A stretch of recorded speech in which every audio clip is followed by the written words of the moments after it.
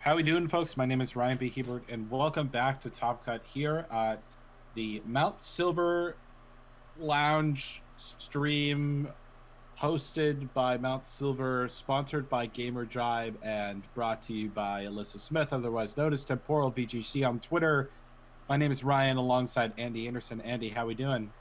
We're doing all right. We're actually into the top 16 now, so it's been a pretty swift tournament. I'd honestly say a lot swifter than a lot of other ones online that I've been a part of.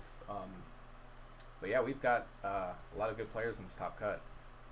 And right away here, Andy, we are seeing Galactic and Mao starting this game. Mao starting with Lunala and Coco, and Galactic starting with Coco and Crobat. Oh, and follow Galactic VGC. Yeah, you got to follow Galactic VGC.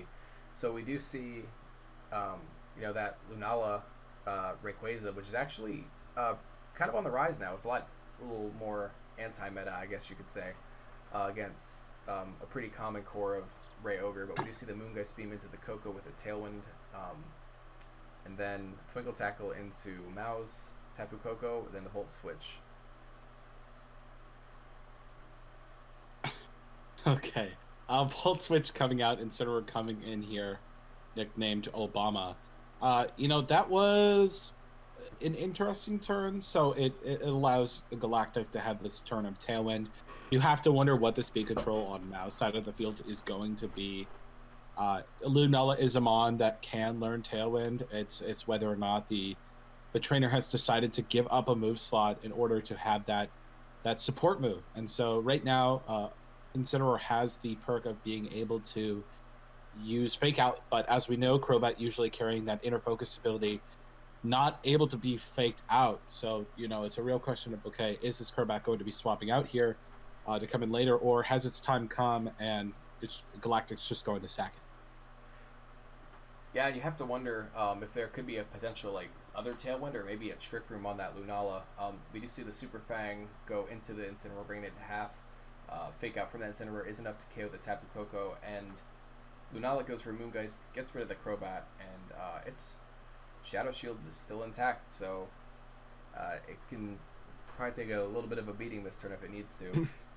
Slightly unfortunate that Airlock is negating those effects of the heavy rain from Primal Kyogre, and if Galactic chooses to Mega Evolve his Rayquaza, it's going to take away that heavy rain completely. So Kyogre's water type attacks actually aren't being powered up here, even though it looks like they are for all our new viewers here.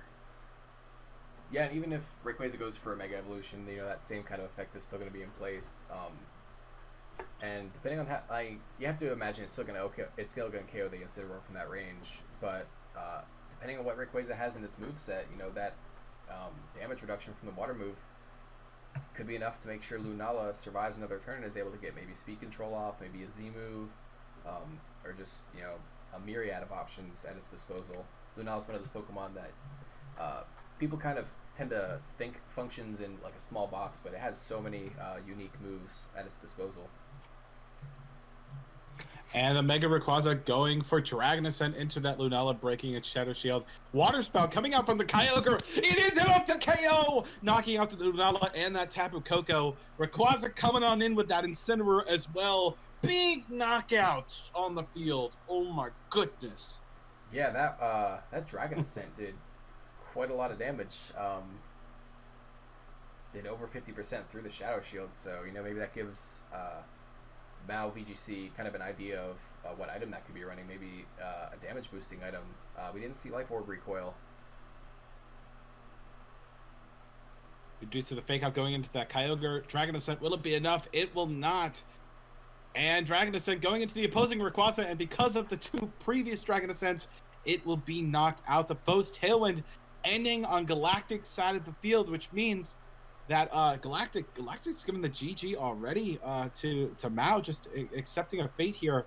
But and there it is. And there, yes, as you mentioned before, Life Orb, Mega Rayquaza coming in clutch. Yeah, you can see just how strong Rayquaza is especially with a damage boosting item. Just being able to pretty much decimate that Kyogre from a lot of HP that I had left. So knowing that item is going to be pretty critical here for Galactic VGC to kind of get an idea of what he has that can neuter that offensive option, and then what he has as far as getting rid of it before it can dish out those very, very strong attacks. What's really scary is Ferrothorn on Galactic's side of the field.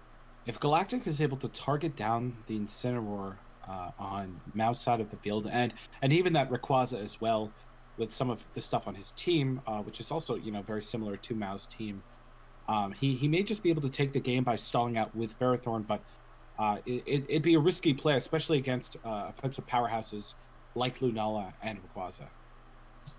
Yeah, we see from Mao the Lunala Tapu Koko with the Crobat, Kyogre from Galactic VGC. Lunala is going straight for the Moongeist Beam, and Electro Web from that Tapu Koko is able to hit that Crobat and get rid of it. And unless I'm, my glasses are a little bit out of prescription, I think that might be a Scarf Lunala. Well, no, didn't we see the Z move in the first game? I don't believe so. No, we did not. Holy crap. We did not. It outsped the Crobat, so that's very interesting. But knowing that, I guess, is going to be a little bit easier for Galactic to kind of adjust, as he is going to swap out that Kyogre for that Tapu Koko. The Moongeist Beam from that Scarf Lunala into the Tapu Koko, double up with a Wild Charge, does get rid of it, and a Crunch from that Rayquaza just gets rid of that Shadow Shield. What on earth is happening? Lunala falling to this very powerful team that Galactic has, but I believe that Mao probably has his Rayquaza in the back.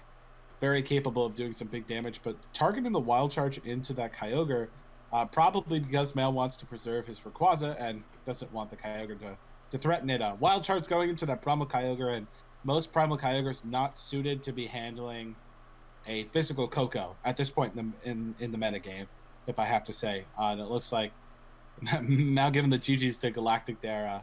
Galactic down to just his Rayquaza, and at this point, physical Koko, Wild Charge weakened by the strong winds, Crunch going into Koko, and Dragon Ascent finishing this game up in a clean and quick 2-0 from Mao. Great job. That was a wild game of Pokemon. Wild game and quick game, too. If I do say so myself, we saw Scarf Lunala, and that has to be a Choice Band Rayquaza. There's no other way that Crunch can KO, so... on Mao's side, or from Galactic. Okay, gotcha. Yeah, because that Crunch was able to OHKO the Lunala through Shadow Shield, and I believe it has to have a Choice Band item to be able to get that much damage off without a crit, so... That was a very, very fast game. But, wow. Yeah. Yeah, a fast game, but overall well played by both players. I think we're just going to take a moment here to check in with our TO and our other moderators for the tournament. We'll be coming right back with hopefully our top 8 match very soon. Don't forget, hop on to Gamer Jibe if you find yourself having time between rounds to play a game of Laser Girl. Laser Girl, a brand new RTS web game that was originally developed and put onto a few different IO sites. Now is the official web game on Laser Girl. On Gamer Jibe, sorry. But for right now, folks, stay tuned. We'll be right back with top 8.